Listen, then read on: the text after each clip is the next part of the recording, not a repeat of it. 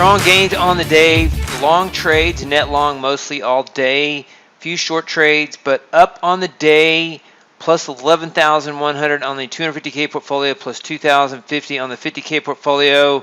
Up on the week, today's gains brought us back up on the month and extended our quarterly and yearly gains, working back towards our last equity peak on May the 5th, about 13 days ago. We were $12,830 away in live trading from our last equity peak, and so working out of this drawdown, some nice favorable price action today. We'll go over the price action as well as the trades. So the market's been choppy for a long time and near the entire quarter, and it doesn't make sense really for it to kind of break out and get strong right now, but it is, and so we just go with the price action. So we don't try to make sense of everything that happens in the market. I've anticipated this move higher for a while. It's taken longer than I thought it would, just because of the price action, not because of the fundamentals or the psychology. This fundamentals would have the market lower, in my opinion, but the price action, it just is so resilient. It's hard to short this market. It's very dull.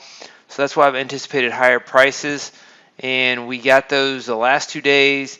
Now today, there's a strong trend at the open, more so in the Nasdaq than the S&P. Pulled back at the end of the day and then rallied. And so what we saw yesterday was chop at the open, trend, and then chop at the end of the day. Today we saw trend and then chop in the middle of the day and pull back and then trend. And so this is more classical, but it kind of mean reverts, because the morning was a trend while yesterday the morning was a chop, then the middle of the day was a trend, and then the end of the day was a chop. The exact opposite today, trend, chop, trend. And so we were up on the day and then almost went down just a little bit, had a nice gain, went down a little bit, and this surge higher brought us back up on the day. So a strong finish on the day, and it's hard to micromanage. You know, the tendency is to want to micromanage the intraday price movement. It's very difficult to do that systematically.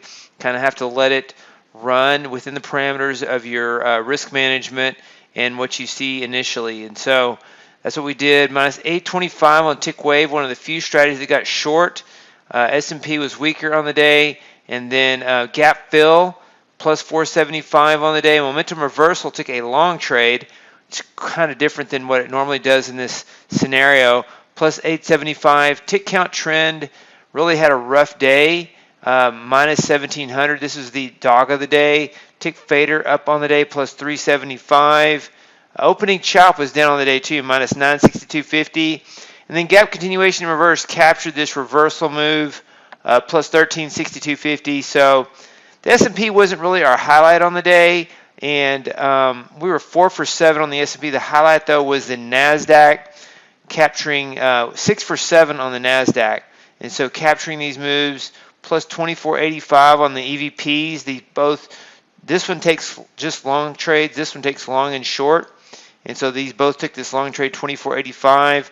And then plus 290 on tick pullback just the very end of the day. Robot, big trade on the day, plus 4150. Trade of the day on Robot. And then minus 495 on Zigzag. Had a long trade, had a short trade, had a long trade. And then momentum reversal, plus 2,000 on the momentum reversal Nasdaq. And so good trading on the day. And the markets, these price movements are, at the end of the day, everything seems more laid out and more simple. But intraday, when you see this, you think it's going to roll over. And you were long, and now it's going to roll over and take your profits away, and then it surges at the end of the day. And I anticipated it, but it's confusing because this surge right here took another leg down, and so I thought, well, it's going down, but I'm going to follow the strategies. And so we got this second leg higher, and you can look at time symmetry as well. So this first rally started right at the open at the Nasdaq, 9:30, right till about noon, and then at noon it started to pull back. And then 2.5 hours is the first rally, and then a 2 hour and 15-minute pullback, and then a 2 hour rally. So around between 2 hours and 2 hours and 15 minutes and 2.5 hours was the timing on the rally, the pullback, and then the rally pretty symmetrical when it comes to price. The market internals were weak, so these markets are rallying on weak market internals, and just anticipating higher prices because this market is so resilient. It's been so wound up in such a tight range. There's a lot of energy in there. I anticipate there's lots of short covering from the longer term short trades. So just a tight range in this market for the quarter. If you look at the daily chart, now we're getting this breakout that's about to start. And so I wouldn't be surprised to see, yesterday I said I wouldn't be surprised to see 500 points. We saw 250 today.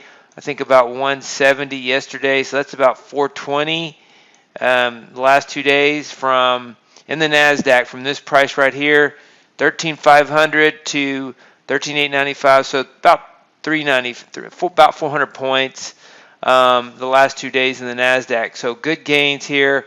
Coming into Friday, one of our better trading days. Wednesday is not typically a good trading day, but it was. Friday is typically a good trading day, but that could also mean revert. It could be a choppy day tomorrow after these two trend days, or it could continue. Sometimes these trends get unreasonable. We've had unreasonable amount of chop, and so we could get an unreasonable amount of trend. Now we are due for an unreasonable amount of trend, and if that's the case, we're just getting started, and the trend could also go down too. I'm not calling the direction on this, but it's just hard to see this market going down right now.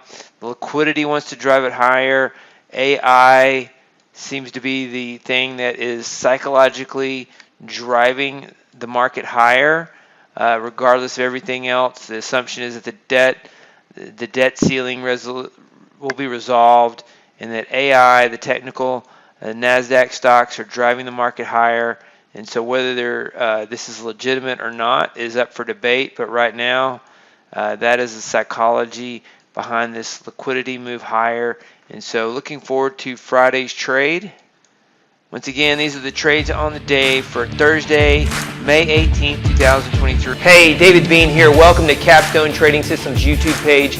Be sure to subscribe to join our community of algorithmic traders.